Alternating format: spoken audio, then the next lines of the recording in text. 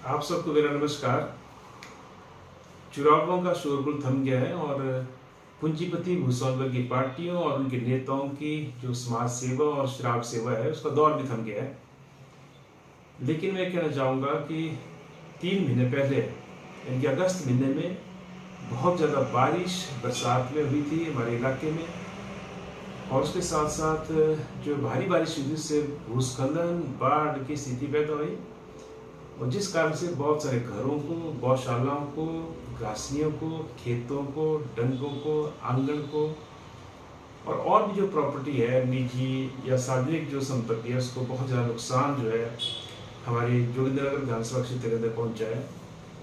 और बरसात को 3 महीना बीत जाने के बाद भी, यानी कि 15 अगस्त को बहुत ज़्यादा बारिश हुई थी, उसके बाद जो है 18-19 अगस्त को बहुत ज़्यादा बारिश हुई थी, जिससे ये भयंकर किस्म की तबाही यहाँ पर आई थी। लेकिन 3 महीने बीत जाने के बाद भी कई सड़कें आज भी जोगिंद्रनगर के अंदर बंद पड़ी हैं। मैं उम्मीद करता हूँ कि जनता को भी ये समस्याएं, इनकी याद अब आएगी, क्योंकि चुनावों के शोरगुल में सब शायद भूल गए थे। लेकिन मैं ये कहना चाहूँगा कि अभी भी द्रुब्बल पंचायत का जो नागगढ़ सड़क है वो पूरी तरह से बहाल नहीं हुई है। बस अड्डे तक बस नहीं जाती है, वहाँ पर डंगा लगना है जो जिसके ऊपर अभी कोई कार्रवाई हुई नहीं है। दूसरा, द्रुब्बल और पिपली पंचायत को जोड़ने के लिए द्रुब्बल से जो चिड़ौंज होते हुए रोपड़ू ठाणा होते हुए बनवार और बडहूट की जो सड़क आती है वो रोपड़ू ठाणा के पास बंद पड़ी है बजेरा से आगे, और जिस कारण से जो है आवाजाही ठप है, उस सड़क को भी बहाल नहीं किया गया है। छोटे वाहन भी वहाँ से गुजर नहीं पाते, कोई बाइक स्कूटर वहाँ से जा नहीं पाता है, जिस वजह से बहुत ज़्यादा दिक्कत जो है उस इलाके के लोगों को आ रही है। तीसरा मैं कहना चाहूँगा कि बल पंचायत में जो बल और जिगेड़ा बनौन को टिकरू को जोड़ने वाली जो सड़क है वो बंद पड़ी है। तो बल गांव के ही बहुत सारे लोग जो है वाहन नहीं चला पा रहे हैं, एक स्थान से दूसरे स्थान पर नहीं जा पा रहे हैं। वहाँ पर जो है पुल चला गया है और वहाँ पर उसका भी कोई काम शुरू हुआ नहीं। पुल पूरा नहीं गया, लेकिन कुछ पोर्शन जो बह गया है।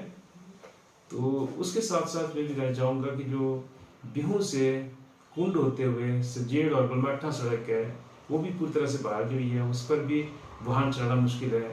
भोटू के पास जो है डंगा चलेगा, इस कारण से बड़े वाहन वहाँ से गुजर नहीं पाते और छोटी गाड़ियाँ भी बहुत मुश्किल से जो सड़क पर चलती हैं।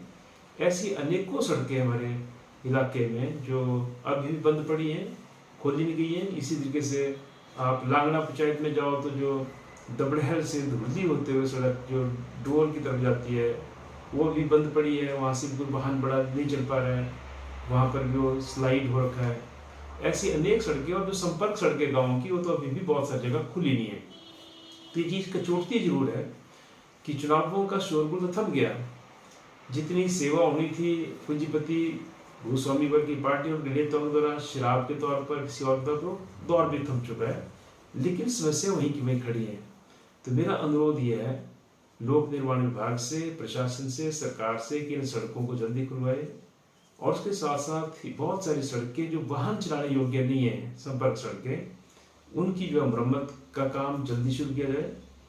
दूसरा मैं कहना चाहूँगा कि बसों की भारी कमी है हमारे पूरे विधानसभा क्षेत्र के अंदर, जिस कारण से बच्चे टाइमली स्कूल नहीं पहुँच पाते, शिक्षण संस्थानों नहीं पहुँच पाते, जिस कारण से कर्मचारियों को, प्राइवेट व्यवसायियों को या जो लोग दिहाड़ी मजदूरी के लिए एक स्थान से दूसरे स्थान पर रोजाना जाते हैं उनको बहुत ज़्यादा मुश्किल का सामना करना पड़ता है। जो अदर पैसेंजर्स हैं उनको भी बहुत मुश्किल आती है बसों के बिना। तो बसों की कमी को पूरा करने के लिए यहाँ पर बसें खरीदी जाए, ये हम अभी भी इस मांग को दोहराते हैं। और उसके साथ साथ मैं ये भी कहना चाहूँगा कि ना केवल सड़कें बल्कि पानी की भी समस्या ज्यों की त्यों है।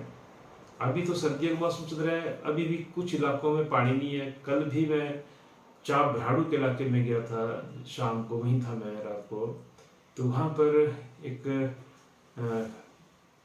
उस गांव के अंदर जो है 4-5 दिन से पानी नहीं आ रहा है, दूर बॉडी से जो है लोग पानी ढो रहे हैं। तो मैंने अधिकारी से बात की है और मैं उम्मीद करता हूँ कि वो पानी जो है बहाल किया जाएगा।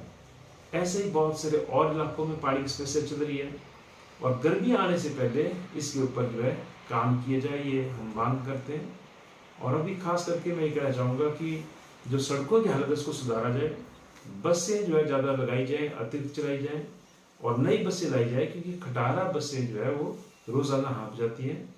तो इन मुद्दों के ऊपर हम जल्दी ही जो है किसान सभा की तरफ से अधिकारियों से फिर मिलेंगे, और अगर कोई कार्रवाई हुई तो हम जो है आंदोलन के लिए बाध्य होंगे।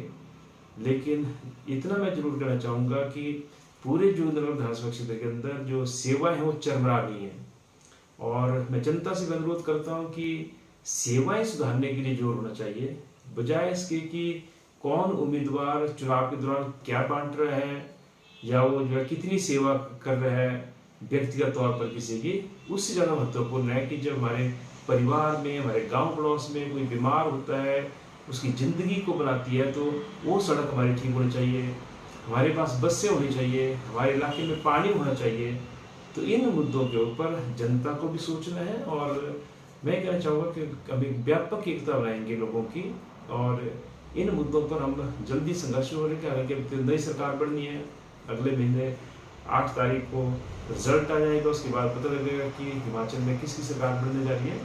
लेकिन मुद्दे वहीं के वहीं हैं, ज्यों के त्यों हैं, और इसलिए इन मुद्दों के ऊपर जो है हम तमाम लोगों को लामबंद करेंगे। और जनता से मेरा आग्रह है कि वो दौर खत्म हो गया तथाकथित समाज सेवा का, शराब सेवा का। अब तो दौर ये है कि अपने हक हकूक़ के लिए, अपने सुख सुविधाओं के लिए, अपने इलाके के विकास के लिए हमें जो है जो मूलभूत सुविधाएं चाहिए वो जो है सरकार प्रशासन नहीं देगा, तो उसके लिए इकट्ठा होना पड़ेगा। और कोई रास्ता नहीं इस व्यवस्था के अंदर।